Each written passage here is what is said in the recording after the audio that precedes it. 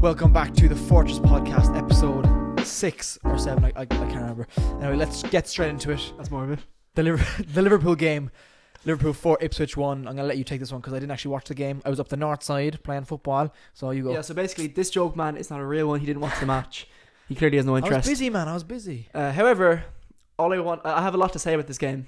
Basically, has one line written. This was this was vintage Liverpool. From minute 1 to minute 70, Liverpool were absolutely like it was men against boys, as the commentators were putting it on the dodgy website I was watching it on. But anyway, everyone in the team was absolutely sensational. You could say maybe apart from Alisson, because he didn't really have a lot to do. He was called upon once later in the game with a brilliant save, Made one good save. and the actual goal, he can't really do much about it, so that's fine. Apart from that, Szoboszlai had his best game in a Liverpool shirt. He was absolutely sensational, sending defenders left and right, carrying the ball, goal. creating chances. He even got like the assist for Gakpo's goal, and of course he scored a brilliant goal himself. But even like his pressing and all that, just in general, was really good. Gravenberch was amazing, and I think in that game, maybe McAllister is like the weakest of the three. He was the one where I thought, he had a bit of a quiet game. Maybe with Gravenberch and Szoboszlai had definitely moments to remember. Salah, even though he scored, was maybe a little bit quiet, a little bit selfish, wasteful maybe. And yeah, other than that, I think when it got to about the 70th minute, they started to get a foot in the game. But up until that point, Liam Delap, who has been an integral part of this team, hadn't a sniff. Zero sniffage. Like, it was actually crazy. He couldn't get the ball at all. And, he's a typical pin your man kind of number 9. Canada was having none of it. Like, it was brilliant. But yeah, we kind of let it slip a little bit in the 70th minute, but ultimately it was a very, very convincing win and vintage, as I said. I mean, I'm going to say again, didn't watch the game. I was going to say just nice and professional. 3 points at home, top of the league still. I was going to touch on this Endo one. I'll touch on it more later, but like, it's just I think it's a shocking decision that he wasn't, that Enciso wasn't sent off. But we'll move on from that for now, and we'll go on to the Arsenal versus Wolves game. More shocking refereeing. Most that's what I've written down. I said, first of all, right, okay, Arsenal 1, Wolves 0. First of all, Lewis Skelly, he's so, like, I wouldn't even say unlucky. It's like just the wrong decision. Yeah. Like, you could say unlucky when it's like, it's soft. It's like the most like blatant yellow card. It's cynical, stopping counter-attack. They're just outside the Arsenal box or the Wolves box. How is that stopping goal scoring opportunity? He wasn't the last man back. It wasn't studs up. It wasn't dangerous, serious foul play. I don't understand how he's been sent off, and just terrible refereeing, and that mixed up with and summed up with the Endo decision. Yeah, when Enciso's gone on, just straight up assaulted Endo. he's assaulted. He's jumped up, studs up. It's above the knee, obviously into his chest. Yeah. No ball being played, just absolutely assaults him, and they're like, yeah, it's a yellow card. Like, but I just like to say, I think you're definitely right in your thinking that like Lewis Kelly can feel so hard done by, like, and the fact that like Michael Oliver, your mum does your hair, the fact that like he was so eager to take his red card out, and I like the average viewer, I was watching it as well at the same time as the Liverpool game, and I was thinking, what on earth is this like? Match fixing? Like no, maybe I don't know. Like no. Like none of the Wolves players were appealing. Like maybe like a yellow card, like, but he was so eager to do it, and at first I thought maybe it's because like last man back, like it was a counter attack. But like no. Like to be fair though, there are a little bit of studs showing, but there's not much behind. The studs aren't showing. Like the studs, I don't like this kind of studs showing thing. If studs are planted downwards and they somehow, someone else can get their foot under, I don't think it's like if you step on someone's toe, that isn't studs up just because you've studded on their foot. And me and you as well, the biggest Arsenal haters. So it's something when we're saying that Lewis Skelly has been absolutely robbed of of. He's going to be banned for the next game or two. Oh, he's banned in the FA Cup. Is it they're out of the FA Cup. They banned for the next the league game, Carabao Cup game against Newcastle. He's banned for that. Is he? Yeah. I thought he was missing the City game. That's what the commentator said. But straight out, he's missing 3 games. Huh? Yeah. That is actually. Although no, I know it's. They'll probably appeal it. What? It's for serious foul play. But that's what it was. That's what it was. I think that's actually a violation. Like. It was. How are we allowing this? Serious foul play? Anyway.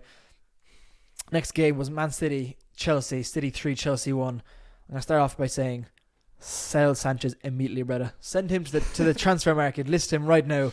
Quick sell him. Like I didn't watch all of the game. I didn't think City were fantastic from what I saw. Chelsea's made them look so much better than they were. The midfield was non-existent.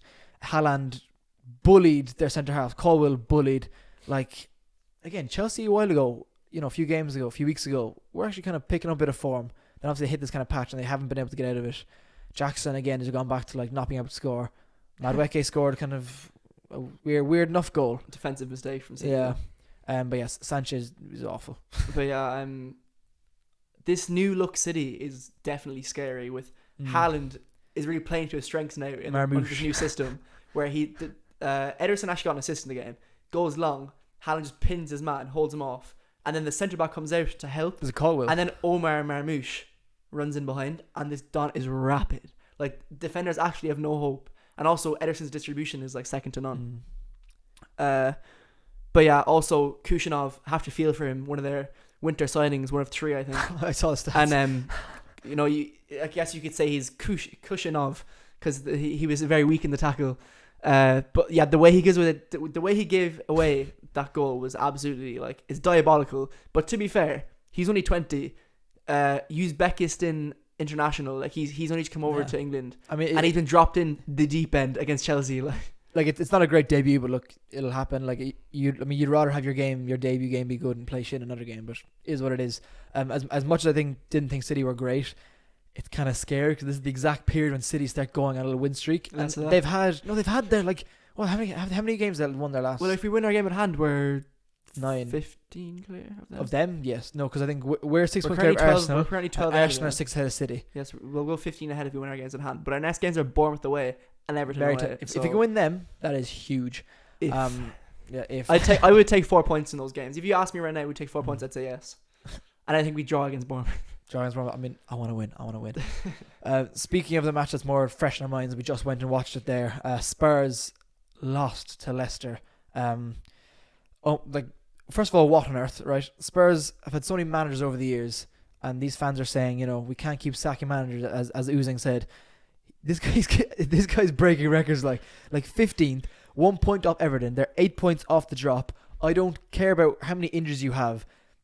Like I think they're either the worst or second worst in terms of form in the entire league. Yes, they have injuries. Let's get rid of the owners, and must start winning games, especially against these kind of lower league teams in and around them as well. Like they're fighting now with the relegation. They're on the shore, they're on the beach at the moment. Like they're kind of just they're flirting with the ocean. Like they want to get tied in. Like they're going down. Like, but no, Ange Postecoglou, like. That sounded like you did not give a fuck what I just said. And here's yapping like. I can tell you. Ange Postecoglou lost the plot. He's getting sacked in the morning, and he actually could. Generally, Expressions has a lot to say, but I think I agree with him on the point that like Daniel Levy sees this as like purely as a business. Like the nice stadium and the sponsorship they did like a month or two ago. Oh, the Squid Game was cringe. It's just so unserious. It's not a football team. And they bring in young players. The odd time they bring in an experienced player like Solanke, but for the most part they buy cheap young players with no experience, put them on low wages, and then off they go. Like it's purely money making that place. And right now they're not making any money if they go down. Danny Levy will be you have to go into hiding, to be honest. Any more games of note? They're the kind of 4 main ones. Well, it should be noted that I don't know why I said United are about to lose to Fulham. That United and Fulham are yet to play. So I'm going to say 3-1 Fulham. I'm saying 3-1 Fulham right now. Check real quick. Villa and West Ham are currently playing in the 5:30 kickoff or 4:30 kickoff, whatever. I think it's 1-0 Villa, is it? The last time I checked, it's the 1-0. Oh, very nice. It's half time. I guess we'll go on to the next segment then. For better or for worse. I'm going to go with mine first. My for better or for worse this week is Robert Sanchez. I don't need to explain too much. Robert, where are you going, man? Chelsea are going to drop more points in these tight games where they're performing well and the other team's playing well. You need a keeper who's going to make that save to make the difference. Sanchez is the opposite. He's not going to make the difference. Well, sorry, he will make the difference for the other team. You know what I mean? He won't make that save, but he'll let in that shot that shouldn't have gone in. You know what I'm saying? Like he's kind of a liability. He also has like no presence in the box for like zero presence, claiming stuff and stuff. But mine this week is Michael Oliver / Gomez for Wolves. I couldn't quite decide between the two of them. I thought you were saying Joe I Gomez. suppose if I had to pick one, I don't know. I suppose I'll pick Gomez. Go Joe Gomez for a player. I'll pick Gomez, but the ref is also at fault. The Wolves midfielder at half time is probably asked by the gaffer, which his name is Victor Pereira, as elite ball knowledge. He probably said you're on a yellow. I know elite ball knowledge knows the name of manager. He prepped a podcast. He's been in the job 2 weeks. Okay, allow me. But the manager at half time be like, you're on a yellow. Please do not foul anyone. Then he goes and fouls Adon. It was the most pointless tackle ever. Like they were high up on Arsenal. Like they were going nowhere. It's like it actually annoyed me even watching like another unsuccessful H watch. like nothing records, mate. You're on a yellow. Javier Gomez jumps it. But yeah, you could see Pereira was absolutely exasperated on the sidelines. He couldn't believe it, and neither could I. And even Gomez couldn't believe it. Head in his hands just collapsed to the floor. He didn't even contest it. He knew it was a red card. But to be fair, what's even worse about it, which is also why I mentioned Michael Oliver, is because the tackle itself that leads to the second yellow is a red card in itself. Like it's actually worse than the Lewis Skelly challenge. He is studs up. Well, it's obviously worse than Lewis Skelly. Bang, you know what I mean? Who's the foul on? I don't know. Declan Rice. Also, Kai Havertz still on fraud watch, by the way, just for that game. Oh, he missed so many chances. Well, actually, I don't know if that's fair to say though, because Arsenal. No, but he's a fraud. No, because even when Arsenal had 11 men, they weren't that threatening. Like Wolves had 2 good chances in the game I can think of that Cunha should have put away. He should have put away definitely the second one anyway, off a corner. When the ball luckily broke to him from like 10 yards out. But no, Arsenal weren't that threatening. And ultimately, if you're relying on your left back, a sub left back who's just come back from injury to score goals, that can only last so long. And I remember last season with Liverpool, we were getting loads of late time, lots of late winners and stuff.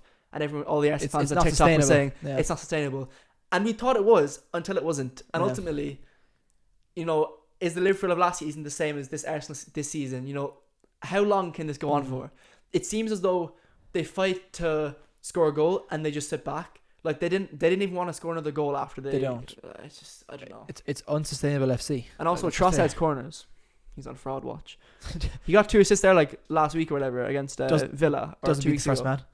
But honestly, that's what it is. It's criminal. But yeah, that's kind of what happened this week. Some shocking refereeing decisions, to be honest. Moving on to next week though, our Premier League predictions. We're going to start with. Let me pull it up here. Jamie, pull up that clip of the foot mob. Anyway. I don't know that might. It's a Joe Rogan reference. Get with it. Oh. Nottingham Forest at home to Brighton at 12:30. You can never back the 12:30 kickoff, as Gandhi once said. So I'm going to say 2-0 Brighton here. 2-0 Brighton against Forest? Yes. Are you serious? Forest got pumped 5-0. Is that the city grounds like? Yes, it is. This has 2-2 written all over it. All right, fair. I would be there. Bournemouth hosting us, Liverpool. Very dangerous game. I mean, I'm also going to back 3 points. I'm not going to lie. I'm still going to back 3 points. I'm going to say, as in for Liverpool, I'm going to say like 2-1. Like, very tough game. Bournemouth are unbelievable. They pumped Newcastle. They pumped. Is that 10 goals in our last 2 games? Is it? Yeah. No, it's 9. They scored 4 against Newcastle. I thought it was 5-1. No, it's 4. Jeez, that's should have been okay. 9 goals in the last 2 games. We're cooked. 2-1 Liverpool. So, it's not often one does such a thing, but do not do it. Actually, I don't know. I just you like. Even if they're like a small team or whatever, they're not a big sick. You know what I mean? Like that doesn't mean that they don't have a threat. And like being in a purple patch, that they being in the purple patch that they're, you know what I mean? Like so I actually can't see us winning. What I see is we can see the early days to like a Kluivert Scream or like a Ouattara or Semenyo, whoever. They have so many threats, even off set pieces. Their team is unbelievable. Like it's such an underrated team. They'll all be snatched up by somewhere, but for now, we could be cooked. I'm going to say 2-2. Everton hosting Leicester. Leicester off the back of 3 points against Spurs. But I mean, who isn't? Anyway. And they lost his previous 7 or 8 games before that. And Tottenham have... is it 9 of their last 11 or something lost? 2 wins from their last 10, I think. Or 11. 8. So they lost 8 of their last 10 games. That's shocking, that. Anyway, Everton, Leicester. In Everton, David Moyes the wheel. I'm saying Everton win this one like 2-0. I back it 2-0 as well. That's fair. Ipswich home to Southampton, hosting Southampton. Bit of the most nothing game ever. Southampton have just gone down regardless. I'm gonna say 1-0 Ipswich. Like I just don't. At Portman Road. I ain't watching it anyway. At Portman Road. And if that's the match on flipping Sky Sports, I'll be fuming. Is that at Portman Road? Put any other game on. Is that at Portman Road? I'm assuming that's where Ipswich play. Yes, it is. McKenna's side will win, most certainly 3-0. At least Southampton are terrible. Say something. It's a podcast. Newcastle hosting Fulham. Do you know what? This should be a good game. I'm gonna back. Wait, when are Newcastle? The way you playing, said that you did not care at all. You're like this. You know what? This would be a good game. When are Newcastle playing, or do they play tomorrow against? Get sent. I have no idea. Always. Wait, is it? My man sent me like. They played yesterday against Southampton. One moment. Let me pull up the fixtures. Isaac Balde. Oh, you're right. You're right. So yeah, they're back. They're back to winning ways anyway. So I'm gonna say 2-2. What's the game again? Oh my god, did bro even listen? Like, say the game again. I'll give you a prediction on the spot. Yeah, let's pretend to start again, even though I'm not going to edit this out. Newcastle are hosting Fulham. This is a cracker. This is a 3-2 Newcastle. Wolves hosting Aston Villa. Oh, the Birmingham the Midlands Derby. Derby. Exactly. You were wrong. It's the Midlands Derby. What's that song they sing again? What's that one? The one that both fans sing. It's absolutely limbs. This is a 2-1 Villa job. Go on. Think of it. I'll make a prediction. You think of it. Wolves hosting Villa. I'm gonna say right. Wolves are pretty shit, like objectively, but they're hi ho Aston Villa / Wolverhampton. That's it. Thank you. Continue. Thank you for interrupting me. No I'm saying 2-0 Aston Villa. Angering King Stanley. What the fuck? Then on the did you make a prediction for that one? I don't care. On Sunday then. Oh, a cracker, a London derby. Can you guess what it is? Whom is Don't it? care. Oh, Brentford hosting Tottenham Hotspur. Brentford are winning all day, especially at home in the G-Tech against Ayagui. Speaking of Guehi, anyway. That was so Brentford good. Spurs. Stop talking. Pack it in, lads. Drop a pack it in, lads. If you've in the comments if you've made it this far. They haven't it. I'm going 3-0 Brentford. That's not even a joke.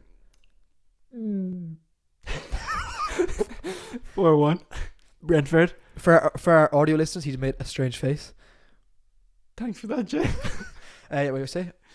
4-1. 4-1 fair. Man United, Crystal Palace. Brentford, by the way. Had to specify. I knew that. United hosting Crystal Palace. I mean, they're going to be coming out back off the back of a loss against Fulham realistically tonight. The future is bright though with Esse. 1-1. 30 seconds into his debut. 1-1. He's bagging a brace. It's 2-1 Palace. I actually backed that. Oh. In brackets, I'm a huge hater. I've just seen a cracker here. Arsenal hosting Man City. I'm actually very interested because Arsenal are obviously cheeks. City are cheeks, but they've been getting results. But they've been getting good results against like Leicester and Ipswich. The likes of your likes of your Chelsea's, your Ipswich's, your I Leicester's. hate when people say that. Do you know it's like the likes of and then says a player's name but makes it plural. It's like, what do you mean? There's only one your of them. Salah's, your Gakpo's. I'm incensed, exasperated. Anywho, I actually couldn't even call this. It's a Sunday 4:30 Super Sunday kickoff. you know, tasty. Listen to me now. This is a snooze fest. You know what? Because No. Arsenal are going to go 1-0 up, and they're going to park the fuck out of the ball. But will they go 1-0 up? Will they bleep that out? Bleep that out. It's cussed. The thing is though, I actually back it could be a snooze fest, but I don't think they'll score. I wasn't done. Arsenal are going to go 1-0 up from a set piece. It'll be Gabriel. I've just seen it. It's going to happen. Put your acca down. Gabriel header in the first half, and then like a Omar Marmouche first goal for City 1-1. But Arsenal are gonna have 0 goal, and they're gonna keep the ball, and then I don't know what I'm yapping about. It's a 1-1. Bookmark me said a few minutes ago. I'm genuinely saying 0-0. Generally, is there Monday Night Football? There is. there shall be. Have you guessed what it is? It's always the same flipping teams. Oh, fucking Chelsea? teams playing. Yes, it's always the same teams that play Monday Night Football. Can you guess what it is? It's a London derby. Chelsea. Give me a At second. home, they're at home in the bridge I can't think of it. against a knackered London I can't side. think of any teams. A knackered London side. How knackered are we talking? We've been there, and they took points of Arsenal 2 years ago when we were there. West Ham. Correct. I'm gonna say. Actually, I was there. I mean, fucking, I don't really care. Like 2-0 Chelsea. This is always a cracker. say that? I feel like West Ham always get the better of them at their own ground. Do they? Is that Stamford Bridge or no? Yeah, I said at the bridge. Oh, at the bridge. Man At just the does not bridge. listen.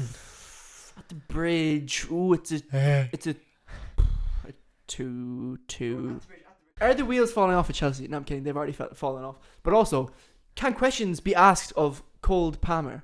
He has been doing niche the last like 2-3 weeks. Against City, he was invisible. He was marked out of the game. Okay, mate. Okay, enough of that. That's all we have enough time for. Dinner's nearly ready. If you liked, leave a obviously, hate comment. Oh yeah, you know the drill. Leave loads of hate comments. If you're on TikTok, leave hate comments. Show us the hairline, mate. Show us the hairline. No, we'll go on roast you.